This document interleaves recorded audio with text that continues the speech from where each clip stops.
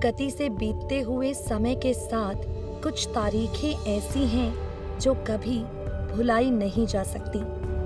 ये वो तारीखें हैं जिनका ख्याल मात्र जहन में आते ही आंखों के आगे छा जाता है लाल रंग और कानों में गूंजने लगती हैं उन हजारों लोगों की चीखें जिनकी सांसें हमेशा हमेशा के लिए आज से 100 साल पहले थम गईं। बैसाखी का वो दिन जब हर चेहरे पर जोश था, वो दिन जब बच्चे मन में आस लिए घर से निकले और शायद ही किसी ने सोचा होगा कि अब इस रास्ते पर चलकर दोबारा अपने घर लौटने का मौका ये जिंदगी उन्हें नहीं देने वाली। ये उस दौर की कहानी है जब आज़ादी की लड़ाई लड़ने के लिए हर हिंदुस्तानी तैयार था, लेकिन इन लोगों का आक्रोश और देश की आज़ादी पर मर मिटने वाली सोच देखने के बाद ब्रिटिश राज ने दमन का रास्ता अपनाया। बात कर रहे हैं हम आपसे जलियांवाला बाग के बारे में, जहां पर आज भी पेड़ों के ऊपर नजर आने वाले गोलियों के निशान कलेजा चीर कर रख देते हैं। क्या हुआ था उस बाग में? क्यों निकली वो चीखें?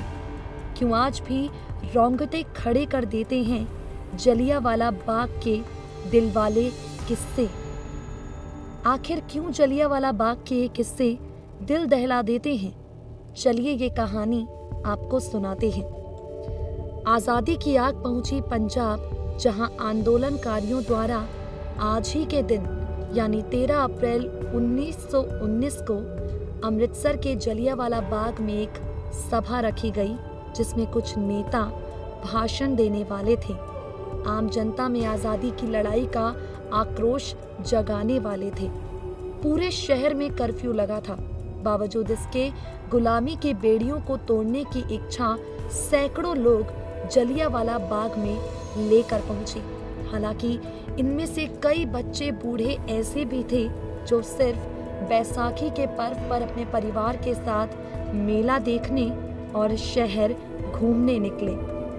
ये जनसभा शुरू होने तक वहां करीब 10 से 15 हजार लोग पहुंच गए। बता दें आपको, इस बाग में अंदर जाने वाला बस एक ही रास्ता था और इसी रास्ते पर मौत का जाल बिछाते हुए डायर अपनी सैनिक टुकड़ी के साथ वहां दाखिल हुए। बिना किसी को चेतावनी दिए तेजी से गोलाबारी शुरू कर दी। बता दें आपको, 1650 राउंड गोलियां चलने के बाद इस बाग में चीखें हर तरफ गूंजने लगीं, जिसमें सैकड़ों अहिंसक सत्याग्रही शहीद हो गए, हजारों लोग घायल हो गए।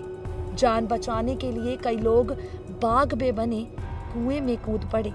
जैसे ही गोलियों की आवाज बंद हुई, वहां सिर्फ और सिर्फ बूढ़ों, महिलाओं और बच्चों समेत सैकड़ों लोगों की लाशों का ढेर लग गया। आंकड़ों पर अगर नजर दौड़ाई जाए तो यहाँ करीब 1000 से भी ज्यादा लोग मारे गए और इस बर्बरता ने ब्रिटिश राज की नींव को हिलाकर रख दिया।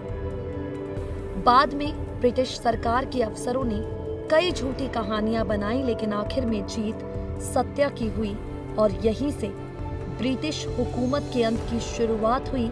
साथ ही हमारे देश में आज़ादी पाने के लिए जो लड़ाई चल रही थी, उसकी नींव मजबूत हुई। SPN 9 न्यूज़ की ओर से उन हजारों लोगों को शत शत नमन और विनम्र श्रद्धांजलि, जिनकी कुर्बानियों ने आज हमें खुली हवा में सांस लेने का हक दिया है।